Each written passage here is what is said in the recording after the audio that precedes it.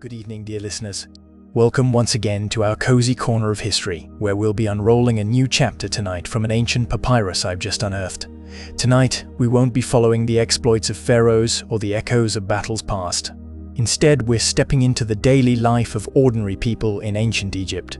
As dawn breaks over the Nile, our story begins with a farmer, his calloused hands gently guiding his boat onto the water's surface. We'll follow him through bustling markets in Memphis, where merchants hawk their wares in a symphony of commerce and camaraderie. Next, we'll dip our pens into ink and join scribes as they meticulously inscribe hieroglyphs, bringing life to papyrus with every stroke. Then we'll don linen kilts and follow priests through sacred rituals, the air thick with incense and ancient chants. But even in a land as grand as Egypt, children are still just children. We'll laugh with them as they play, their giggles echoing off the sun-baked walls of homes that have stood for millennia. And we won't forget our merchants, brave souls navigating the mighty Nile on papyrus boats, trading goods and stories between towns. As the sun sets, we'll gather around a family's evening meal, sharing bread and laughter under the watchful eyes of ancestors carved into stone. And finally, in the hush before dawn, the Nile breathes gently beneath a cloak of mist. The river's surface is an ebony mirror reflecting the deep blue sky that stretches from horizon to horizon, unbroken save for the silhouettes of papyrus reeds standing sentinel along its banks. The first timid notes of birdsong whisper through the cool air, barely disturbing the silence as they herald the approach of another day in this ancient land. Amenhotep stirs on his sleeping mat, the rough texture of the woven rushes familiar against his skin. His mud brick house lies nestled among others like it, forming a close-knit village near Memphis. The whitewashed walls glow faintly in the pre-dawn light seeping through the wooden door left ajar by his wife Meritaten, already awake and tending to the day's first tasks. The aroma of freshly ground grain wafts from Meritaten's side of the small room, mingling with the earthy scent of damp mud and the faint tang of last night's embers in the clay oven outside. The rhythmic grinding of the handmill provides a soothing counterpoint to the distant murmur of the river. Amenhotep rises, his joints creaking like the timbers of an old boat. He steps carefully around the sleeping forms of his two children, Khnum and Isis, curled up on their mats, their breath soft and even in the quietude. He pauses by Meritaten, pressing a gentle kiss to her forehead before gathering his wooden hoe and stepping out into the grey light. The village awakens slowly, its inhabitants emerging from their homes like sleepy insects stretching their limbs after a long night's slumber. Amenhotep nods greetings at familiar faces as he makes his way towards the river, his calloused feet sinking slightly into the cool mud beneath him. The sound of the Nile, ever present yet never intrusive, accompanies him, its waters moving with an inexorable patience that mirrors the rhythm of life in this land. The rhythm of Egyptian farming is dictated by the cyclical nature of the Nile's rise and fall, a dance as old as the gods themselves. 3 seasons divide the year. Akhet, the season of inundation when the river swells its banks, bringing life-giving silt to fertilize the fields. Pere, the season of emergence when crops sprout from the freshly watered earth. And Shemu, the season of harvest, when the sun scorches the landscape gold and the people reap what they have sown. As Amenhotep reaches the riverbank, he feels the familiar sense of awe that never fails to quicken his heartbeat. The Nile stretches out before him, a vast, shimmering serpent winding its way through the heart of the two lands. Its waters have sustained his ancestors for centuries and will continue to do so for generations yet unborn. He wades into the river, the cool water embracing his legs as he begins to cut away at the thick layer of mud that has accumulated overnight. The smell of damp earth and vegetation fills his nostrils, a scent as comforting and familiar as Meritaten's embrace. He works steadily, the sound of his hoe biting into the mud punctuated by the calls of early risers greeting one another along the bank. As the sun begins to crest the horizon, painting the sky with hues of gold and orange, Amenhotep pauses to watch the spectacle unfold. The mist lifts from the river's surface like a veiled dancer revealing her face, while the papyrus reeds cast long shadows across the water. A flock of ibis takes flight, their white forms wheeling against the backdrop of the dawn sky like tiny boats navigating an azure sea. With renewed vigor, Amenhotep returns to his task, his muscles working in harmony with those of his fellow farmers scattered along the bank. The sound of their labor merges with the rustling of reeds, the splash of fish breaking the surface of the water, and the distant hum of insects stirring from their slumber. As the sun climbs higher, casting its warming rays upon the land, Amenhotep's thoughts turn to his family. He pictures Meritaten, her hands stained with flour as she shapes dough into loaves for baking in the clay oven outside their home. He imagines Khnum and Isis waking to find their mother gone, rubbing their eyes before remembering the day ahead, school for Khnum, errands for Isis, both eager to help where they can. The rhythm of farming is not merely that of the seasons, it is also the pulse of family life. It is in the way Meritaten sings softly as she grinds grain, her voice blending with the rhythmic grinding of the millstones. It is in the laughter shared between siblings as they help each other dress and prepare for the day ahead. It is in Amenhotep's silent communion with his ancestors, whose hands once held this very hoe, whose feet trod these same paths. As the heat of the sun becomes more intense, Amenhotep knows it is time to retreat from the riverbank. He has cleared a good patch today, enough to plant several rows of wheat come the season's turn. He wipes sweat from his brow with the back of his hand before turning towards home, leaving behind the sound of water lapping at the shore and the calls of birds greeting the new day. Walking back through the village, Amenhotep feels a sense of contentment settle over him like a well-worn cloak. This is his life, his world, bound by the rhythm of the river's rise and fall, shaped by the hands of generations past, present, and yet to come. It may not be grand or glorious like the lives of pharaohs and queens, but it is real, it is true, and it is his. As he steps back into his home, Meritaten looks up from her work at the grinding stone, her face breaking into a warm smile. The scene before him, the familiar sight of his family preparing for another day in this ancient land, fills Amenhotep's heart with love and pride. And as he settles onto his sleeping mat beside Meritaten, ready to rest after a morning's labor, he knows that he is truly blessed. For even as the Nile breathes life into the land, so too does it breathe life into him. And in this quiet moment of peace, Amenhotep feels himself becoming one with the river, with his family, with the eternal cycle of life and death and rebirth that has sustained the two lands since time immemorial. With a sigh of satisfaction, he closes his eyes, allowing sleep to claim him as gently as the rising waters of the Nile. And so ends another day in the ordinary yet extraordinary life of Amenhotep, farmer of Egypt, son of the Nile. In the hush of dawn, Memphis awakens, its heart beating with the rhythm of life that has pulsed here for centuries. The sun is but a whisper on the horizon, casting long shadows across cobblestone streets, still damp from the night's breath. Listen. The city stirs, like an ancient creature stretching its limbs. The Nile, our mother and provider, lazily laps against Memphis's banks, carrying with it the scent of wet earth and distant lands.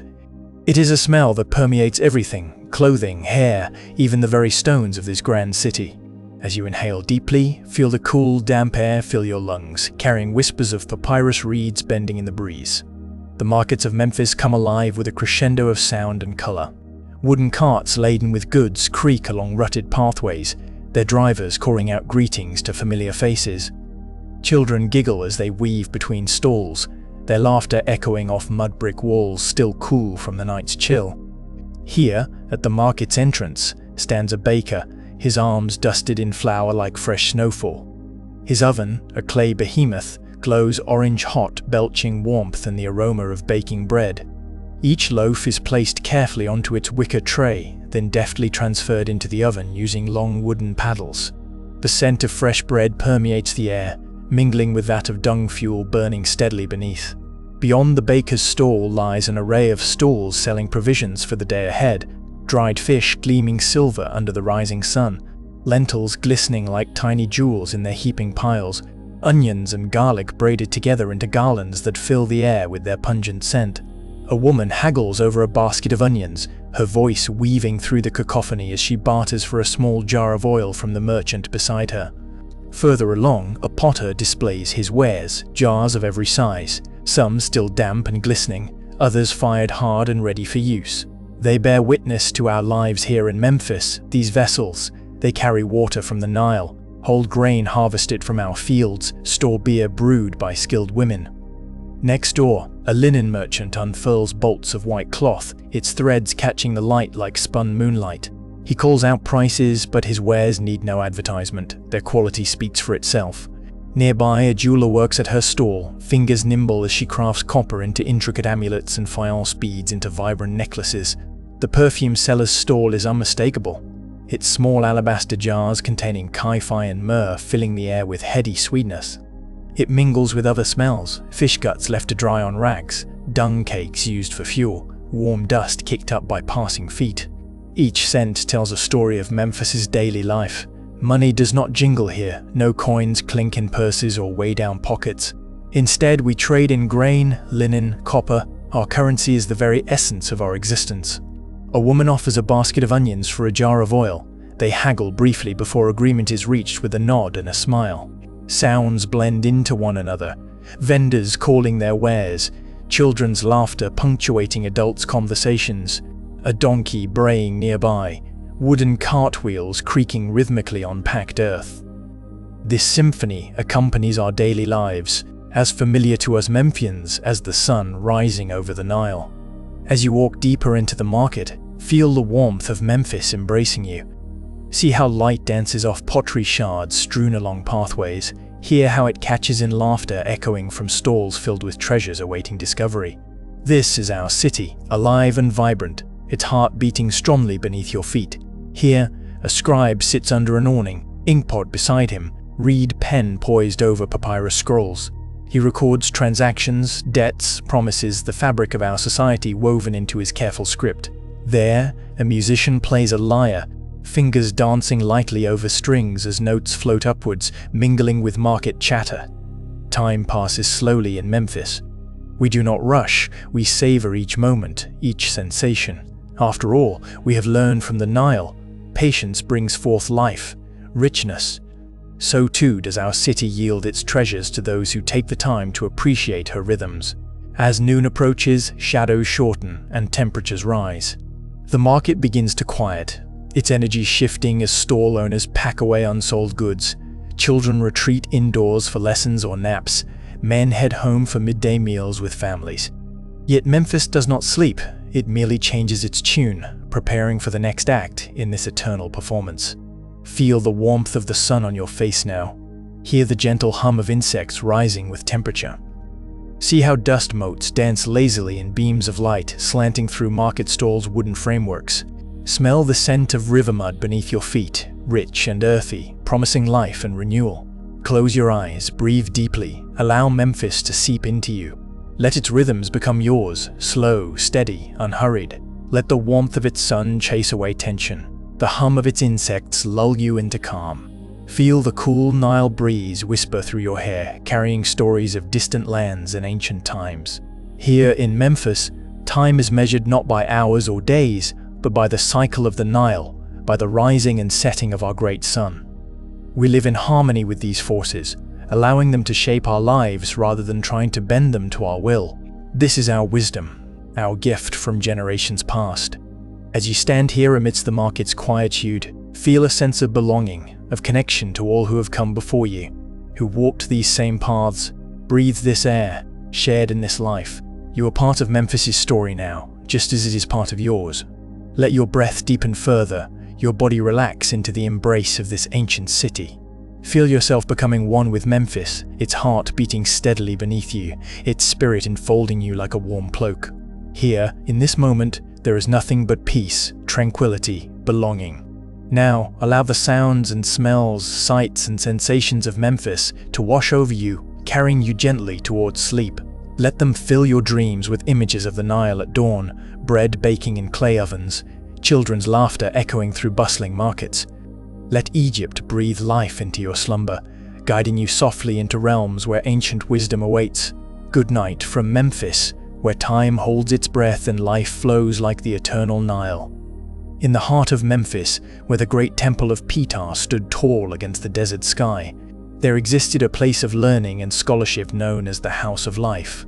This was no grand hall nor lofty tower, but a cool, shadowed room tucked away within the temple complex, devoted to the art of writing and the preservation of knowledge. As dawn broke over the Nile, casting golden rays upon the ancient city, young aspirants would gather in this very room, their hearts filled with anticipation and dedication. The House of Life was no ordinary school. It was a sanctuary dedicated to the sacred art of hieroglyphics, where only those deemed worthy by the gods could enter. The room was dimly lit, its walls adorned with carved scenes of deities and wise sages from times immemorial. The floor, smooth and worn from centuries of use, bore the imprints of countless cross-legged figures who had come before them. Each aspirant sat upon a reed mat, their backs straight, eyes focused on the master scribe who stood before them. Upon entering this hallowed space, one was greeted by an array of tools laid out neatly before each student, a wooden palette bearing cakes of red and black ink made from minerals ground finely with water, a bundle of reed pens, their tips carefully trimmed for writing, and either a smooth limestone tablet or a piece of papyrus, ready to receive the sacred symbols that would soon be etched upon them. The master scribe, his wrinkled face bearing the wisdom of ages past, began his lesson. His voice resonated through the room, deep and measured, as he read aloud from an ancient text inscribed on a faded papyrus scroll. The young scribes listened intently, their hearts pounding with excitement and nerves. They knew that they were about to embark upon a journey that would set them apart from their fellow Egyptians, for only about 1 in 100 could claim the ability to read and write. As the master scribe continued his recitation, the pupils reached for their reed pens, dipping them into the ink pots before carefully inscribing each hieratic symbol onto their tablets or papyrus sheets. Hieratic script, unlike its more ornate cousin hieroglyphics, was fluid and cursive, designed for everyday use rather than eternal preservation. Yet, every stroke of the pen held significance, every mark on the page was imbued with power. Among these eager learners sat a young man named Ka, his eyes alight with determination. He too had begun his journey in this very room many moons ago. Now he was one of the senior scribes, respected by his peers and revered by those below him. His life had changed irrevocably since first setting foot within these hallowed walls. Ka's days were no longer filled with back-breaking labor under the scorching sun, nor did he toil from dawn till dusk alongside fellow farmers in the fertile fields along the Nile. Instead, his hands now held a different kind of power, the power of words and symbols that could shape destinies and preserve history. As an adult scribe, Ka's responsibilities had grown considerably. He was often tasked with official documents, such as land survey records detailing which fields belonged to whom among the myriad villages dotting the riverbanks. Today was one such day. Before him lay a papyrus scroll marked with neat columns awaiting his careful inscriptions. With deliberate concentration, Ka took up his pen, dipped it into the ink pot, and began to write. The reed scratched softly against the papyrus as he formed each symbol with painstaking precision. The sound was soothing, rhythmic, like raindrops falling gently upon the earth after a long drought. The room filled with the scent of damp ink and warm parchment, mingling with the faint aroma of incense burning in nearby shrines dedicated to Ptah, god of creation and craftsman. Ka breathed deeply, allowing these familiar smells to ground him further in his task. Hours passed unnoticed as Ka worked diligently, each row of symbols growing steadily beneath his pen, until finally he reached the end of the scroll. He paused briefly, reviewing his work before adding a flourish at the bottom, the cartouche bearing his name and title. Then, with a satisfied sigh, he set down his pen. As Ka leaned back against the cool stone wall, rubbing his ink-stained fingers gently, he allowed himself a moment of quiet reflection. This was not merely a life of luxury or ease, it was one steeped in purpose and meaning. Being a scribe meant carrying on an ancient tradition stretching back thousands of years, preserving knowledge for generations yet unborn. Yet, it also came with its own challenges. The weight of expectation was heavy upon Ka's shoulders. He knew full well that his mistakes could have far-reaching consequences. One wrong symbol might alter the meaning of a phrase completely, leading to misunderstandings or even disasters. But despite these pressures, there were moments like this, when all was quiet save for the distant hum of insects outside and the soft rustle of papyrus under careful hands, that made it all worthwhile. For in those fleeting seconds between inkpot and parchment, Ka felt connected to something far greater than himself, a vast tapestry woven with threads of knowledge passed down through countless lifetimes. As evening fell over Memphis, casting long shadows across the Nile, Ka stepped out into the warm Egyptian twilight. The air was thick with humidity, heavy with the promise of rain. He walked slowly along the riverbank, his sandals sinking slightly into the soft mud beneath him. The scent of damp earth filled his nostrils as he breathed deeply, allowing the familiar rhythm of life around him to wash over him. Fishermen mended their nets beside the water's edge, while children splashed barefoot in the shallows, laughing and shrieking with delight. Women gathered reeds for weaving, their voices raised in song as they worked together. Further along, smoke curled lazily from clay ovens where bread was baking, filling the air with a comforting aroma that made Car's stomach rumble gently. He paused briefly to watch as a baker emerged from his hut, his face flushed with heat and pride as he held aloft a perfect loaf, still steaming hot from its journey through the flames. Onwards, Car walked, until he reached the edge of the cultivated land where the desert began once more. Here, he found a quiet spot beneath an ancient sycamore tree, its branches heavy with fruit and memories. Settling himself cross-legged upon the ground, he leaned back against the rough bark, closing his eyes as he listened to the symphony of sounds around him. Cicadas chirruped loudly in nearby bushes. Frogs croaked mournfully from the riverbank, whilst overhead, ibises cried out sharply as they wheeled through the twilight sky. And beneath it all, that eternal hum of life along the great river, the heartbeat of Egypt itself.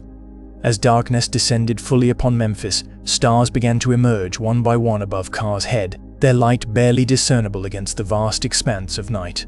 He remained there for some time, lost in thought and meditation, until eventually he rose stiffly to his feet and made his way back towards home. His journey complete, Car entered his humble dwelling, greeted warmly by his family who had been preparing their evening meal together.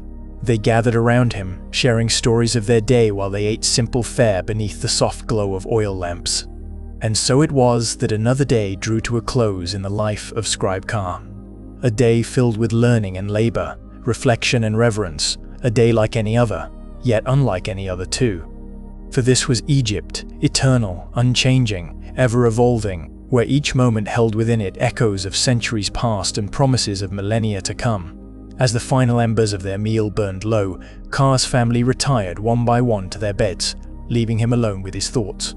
He reached for a fresh sheet of papyrus, dipping his pen once more into the inkpot as he prepared to chronicle the day's events in his personal journal. By candlelight, Car wrote until late into the night, his hand steady and sure upon the page. And though his body grew weary from the long hours spent bent over parchment, his spirit remained buoyant, sustained by the knowledge that he was preserving not just words or dates or facts, but pieces of himself, woven into the very fabric of eternity. Eventually, as dawn began to break once more over the Nile, Car blew out his candle and climbed into bed beside his sleeping wife. He lay there for a while, listening to the familiar sounds of life stirring outside their door, before finally giving way to dreams. As he drifted off to sleep, Kr could not help but feel grateful for this simple existence, one filled with purpose and meaning, where each day brought new opportunities to learn, grow, and contribute.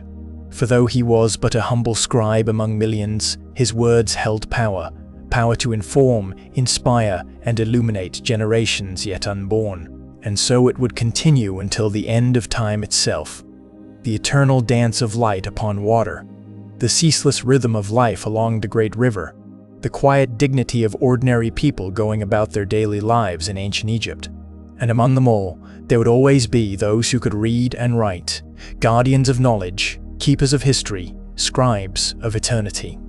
Now, let yourself sink deeper into this peaceful scene. As Car's breaths. In the hush of dawn, when the first light kisses the stones of Memphis, the priests of Ptah stir in their chambers. Their world is one of silence and ritual, a dance with the divine that stretches back through millennia. The temple of Ptah, grand even among Egypt's marvels, slumbers beneath the night's cloak, its vast courtyards echoing with the dreams of gods and men alike. The priests rise, their bodies aching from sleep on hard pallets, yet their spirits are light, for they serve the god of creation, the silent Ptah who birthed all things from his heart. They purify themselves in the sacred lake, its waters cold and unyielding as they embrace the new day. Each man shaves his head, offering up his hair to the goddess Anat, a symbol of surrender, of devotion absolute. Dressed in pristine white linen, they pad barefoot through the dim stone corridors, their breath misting in the cool air. The temple is a labyrinthine beast, its passageways winding like serpents through its body. They know its heart lies ahead, where Ptah awaits his morning rites. The high priest leads them, his staff of office tapping softly on the flagstones. He is the Ka of Ptah, the god's double in this world, his voice echoing the deity's ancient whispers. At the inner sanctuary door he pauses, his hands tracing the clay seal that bears Ptah's cartouches, the signs of his power, his existence. With a crack like thunder from a clear sky, the seal breaks. The door swings inward, revealing the golden shrine where Ptah resides, his face calm as the Nile in flood, his hands clasped around the Djed pillar, symbol of stability, of eternity. The statue is not carved from stone, but cast in bronze, its surface smooth as skin beneath their fingertips. The priests wash the god with sacred water drawn from the Nile at sunrise, each drop kissed by Ra's first rays. They anoint him with oil pressed from lotuses grown on the marsh's edge, its scent heavy with memories of life and death, creation and decay. They clothe Ptah in fresh linen, their hands reverent, their hearts humble. Before the god, they lay out offerings, bread still warm from the baker's clay ovens, beer frothing like the river's rapids, roast meat glistening with fat, vegetables plucked from the fertile earth, flowers blooming defiantly amidst the desert's harshness. Each item is laid down with care, each gesture a prayer in itself. In a golden burner they kindle incense, kaiphai, the perfume of the gods. Blue-white smoke curls upward like the prayers of the faithful, carrying their supplications heavenward. The scent fills the sanctuary, wraps around them like a shroud, binds them to Ptah's divine presence. Their voices rise in unison, chanting the morning hymn learned at their mother's knees. Awake, O Ptah, Lord of Truth, Creator of the gods. Hail Ptah, Khnum who fashions all, you are the one who made everything that exists. The words resonate through the temple, echoing off stone walls worn smooth by time and devotion. They feel Ptah's gaze upon them, heavy as the desert sun, filled with ancient wisdom. Retreating backwards, they sweep away their footprints with palm fronds, leaving no trace of their passage. The high priest seals the sanctuary door once more, pressing his thumb into the wet clay, leaving behind his mark, his promise to protect Ptah's mysteries. In the outer courtyard, sunlight spills across the flagstones like a golden tide. The priests stand together, their faces upturned, eyes closed, basking in Ra's warmth. They have awakened their god, fed him, tended to him. Now they too may begin their day, their lives intertwined with Ptah's eternal rhythm. As one they turn and walk away, leaving the sanctuary bathed in light, ready to welcome the faithful who will soon fill its courtyards. The temple awakens, stretches, yawns, and opens its eyes upon another day in the life of ancient Egypt. And so it has been for 3,000 years, give or take a day. As the sun begins its slow descent, casting elongated shadows across the bustling streets of Memphis, we find ourselves outside a craftsman's house. The day's warmth lingers, but the harsh glare has softened into a golden embrace. The air is filled with the familiar hum of late afternoon, children's laughter, the distant rhythmic chanting of workers on the nearby temple site, and the gentle rustling of palm leaves swaying in the breeze. A group of children, their skin dusted with the ochre hue of Egypt, play in the street.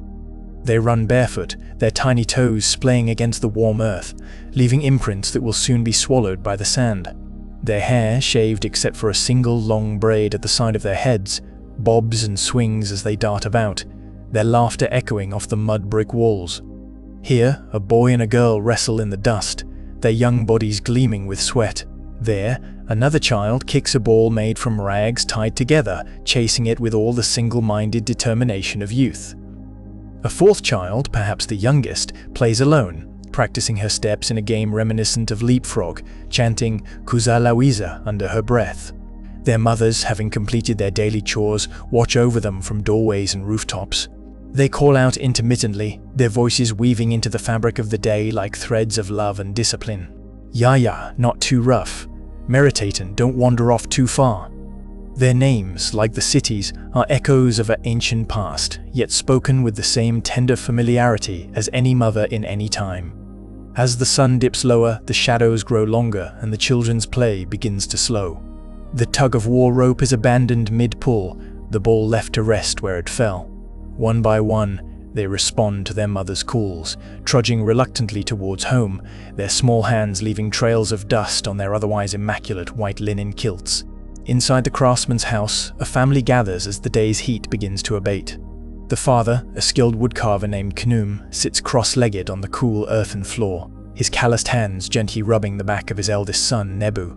His wife, Iset, a weaver with fingers stained by years of handling dyed threads, supervises her daughters as they help prepare the evening meal. The family's rooftop terrace serves as their dining room under the vast canvas of the night sky. They gather around a low table made from a single slab of sandstone, its surface worn smooth by countless meals shared. The air is filled with the aroma of freshly baked bread, its golden crust still warm from the clay oven. Beside it sits a pot of stew, its contents glistening with olive oil and fragrant with onions, lentils, and cumin.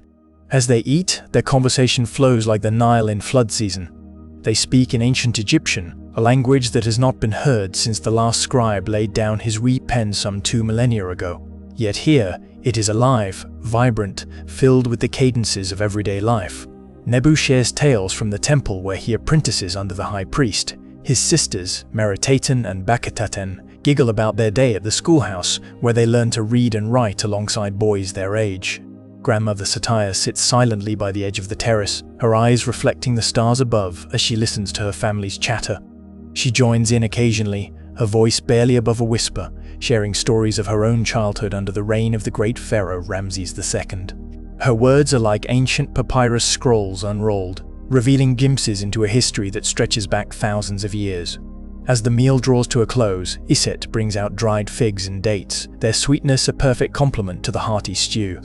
She pours beer from a large clay amphora into smaller cups for each family member. This is the everyday drink of rich and poor alike, its golden hue shimmering under the lantern's flickering light.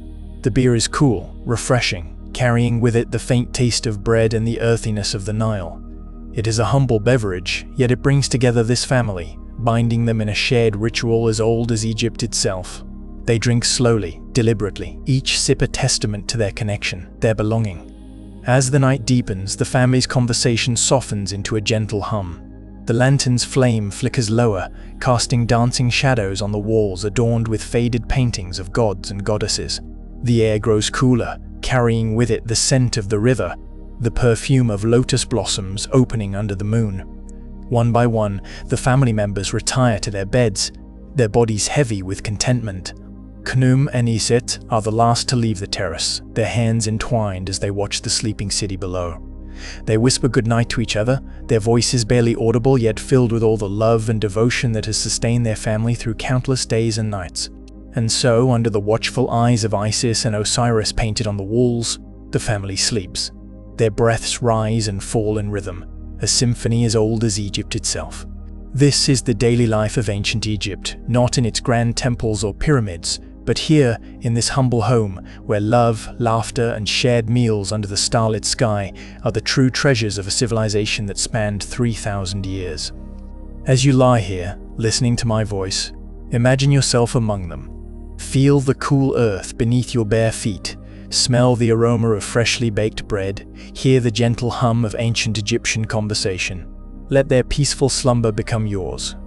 Let Egypt breathe around you, through you, until you too are a part of its eternal rhythm. Now, take a deep breath and let go.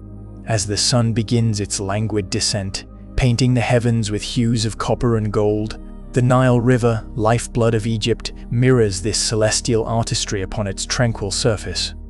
The light is soft, almost hesitant, as if reluctant to relinquish its hold on the day. The papyrus boats, those humble crafts woven from the river's own plants, return homeward, their nets heavy with the day's catch. The fishermen, weathered by sun and wind, sing in unison, their voices blending with the rhythmic lapping of water against papyrus. They are not mere workers, they are symphonists, composing a melody as old as the river itself. The merchants' boats, hailing from distant Nubia and the Levant, lie moored along the city's lengthened quay. They too have sung their day's song, exchanging spices, perfumes, precious metals for grains, linen, and gold. Now they rest, their crewmen settling down to share meals and stories under the watchful eyes of Anubis statues carved into the stone embankment. The air grows heavy with the scent of cooking fires. Every family in every household is preparing their evening meal. The aroma of bread baking in clay ovens mingles with the fragrance of roasting meats, stewed vegetables, and sweet pastries drizzled with honey. It is a symphony of scents, each one telling a story of its own, tales of harvests, trades, and simple pleasures. As twilight deepens, the city begins to quiet. Market stalls close their wooden shutters one by one, their owners retiring homeward or to nearby taverns for a well-deserved drink. The streets empty gradually, like sand through an hourglass, until they are left bare save for the occasional pedestrian hurrying home under the soft glow of oil lamps. Stars appear overhead, timid at first, then bolder as night asserts its dominion. They scatter themselves across the vast canvas of the sky, winking down at the sleeping city below. The temple fires burn bright, tended by duty priests who move silently among their sacred precincts, performing rituals that have remained unchanged for generations. Somewhere in the distance, a dog barks, its lonely cry echoing through empty streets before being swallowed by the night's quietude. Then even this sound fades away, leaving only the constant hum of the river, carrying the weight of eternity upon its shoulders. In homes throughout the city, families settle down for the night. Many choose to sleep out on their rooftops, seeking refuge from the day's heat in the cool embrace of the desert night. They stretch out on reed mats under the stars, lulled by the distant whisper of the Nile, the soft rustle of palm fronds overhead, and the gentle breathing of those they love nearby. This is the rhythm of life along the great river, a dance as old as civilization itself. It has remained unchanged for millennia, a testament to the enduring spirit of humanity. As you lie here now, listening to the echoes of this ancient song, feel yourself becoming a part of it. Feel the pulse of the Nile running through your veins, the breath of the desert filling your lungs, the stars above watching over you just as they have watched over countless generations before. Let your thoughts drift downstream like one of those papyrus boats, carried gently by the current towards a peaceful haven where dreams await. Let go of the day's concerns, surrender them to the river, knowing they will be carried away just as surely as the sun slips below the horizon each evening. Feel yourself becoming lighter, more buoyant, floating further and further out into the vast expanse of night. The world around you fades away, until there is nothing left but you, the stars, and the steady, soothing murmur of the river. 3,000 years ago, this same scene played out along the banks of the Nile, the same river, the same stars, the same ordinary people living their lives against a backdrop of eternity. Tonight, it plays out again, and tomorrow night, it will continue to do so, long after we have all gone. For now, though, let us simply be here, in this moment, breathing with the river, sleeping with the stars, and dreaming with the ancient heart of Egypt. Now, as your eyelids grow heavy and your limbs begin to relax, imagine yourself floating down the Nile at night. The moonlight casts silvery threads upon the water's surface, guiding you silently along. You pass by grand temples bathed in the soft glow of temple fires, their stone walls etched with hieroglyphs that whisper secrets only they know. Further downstream, you come across a small village nestled amongst palms and mud brick houses. Here too, families sleep under the stars, their dreams intermingling with yours. You feel a sense of kinship with them, bound together by this shared experience of life along the river. As you float further south, the pyramids appear on the horizon, their ancient stones reflecting the moonlight like giant stepping stones leading towards eternity.